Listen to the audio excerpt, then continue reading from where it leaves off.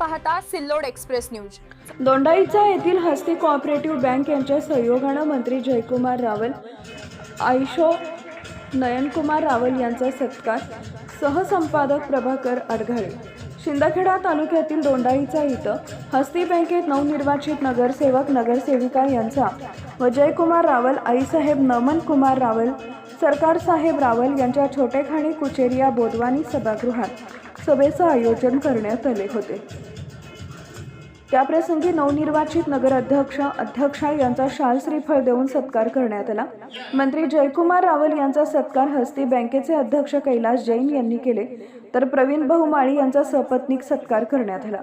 Doctor Bapusaheb Deshmukh, नगराध्यक्षा पूजाताई खडसे, कृष्णाभाऊ नगराळे, सर्व नगरसेवक उपस्थित होते। या कार्यक्रमाचं सूत्रसंचालन सतीश जैन यांनी केले, तर आभार प्रदर्शन मंत्री जयकुमार भाऊ रावल यांनी भाषण केले। ते म्हणाले की दोंडाईचा शहराला सुंदर शहर करण्याचा मानस आहे। इथं भविष्यात सर्व सुखसोयी अर्थात एकाच छताखाली सर्व शासकीय प्रशासकीय कार्यालय उभारण्याचा संकल्प आहे, आमचा मानस आहे। नयनकुमार रावल यांनीही आपल्या भाषणात म्हटलंय की गावचा विकास एकजुटीमुळे शक्य होतो, आता ते शक्य होईल। एकमेकात द्वेष भावना नको, काम करण्याची धमक पाहिजे। आज जिल्ह्यात चर्चा आहे की दोंडाईचा शहरात बिनविरोध नगरपालिका झाली आहे, त्याचं सर्व श्रेय आहे जयकुमार भाऊ रावल यांचे, यात तिळमात्र शंका नाही। अपूर्वाताई चौधरी,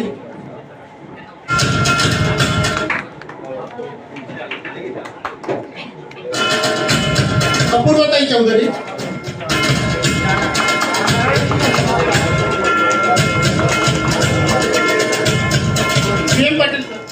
पाटील जागा त्यांनी भाव कमी ठेवायचा, जागा जास्ती द्यायच्या, हे प्रयत्न त्यांच्या सगळ्यांच्या माध्यमातून आपल्याला काय शेवटी लँड स्टॉक सुद्धा महत्वाचे।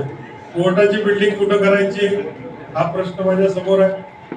त्याच्यानंतर आपल्याला हॉस्पिटल, एक 100 बेडचं मी हॉस्पिटल आणले, ते कुठं करायचे, 24/7 इमर्जन्सी सुविधाचं इमर्जन्सी केंद्र मी आणलंय, त्याच्यासाठी जागा आपल्याकडे उपलब्ध नाही।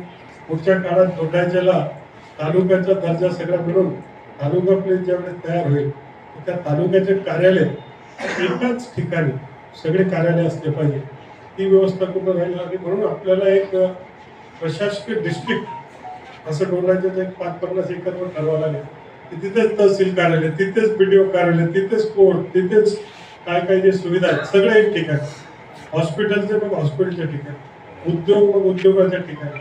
दोंडाईच्या शहरामध्ये स्विमिंग पूल, बॅडमिंटन, लॉन टेनिस, या सगळ्या गोष्टी आपल्याला आणायच्या।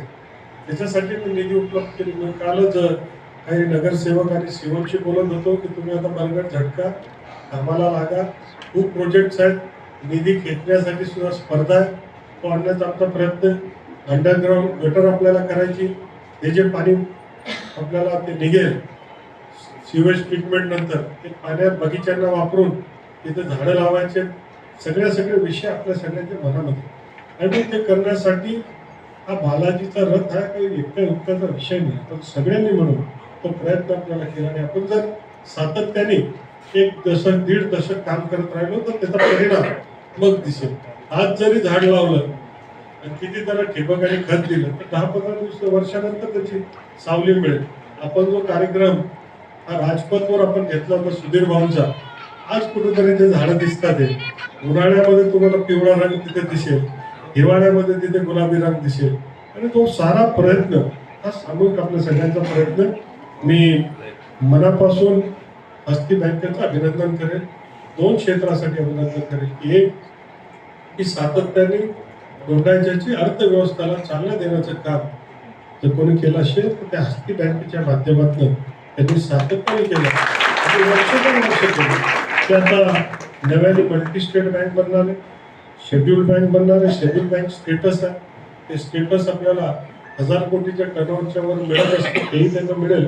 आणि मल्टी स्टेट बँक जर मिळाली तर एक हक्काची बँक, की दोंडाईच्या वरून आपल्याला म्हणजे बरोडा असेल, अहमदाबाद असेल, सुरत असेल, कुठले शहर असतील, मध्य प्रदेशमधलं भोपाळ असेल, इथे सुद्धा आपल्याला बँकिंग करता येईल।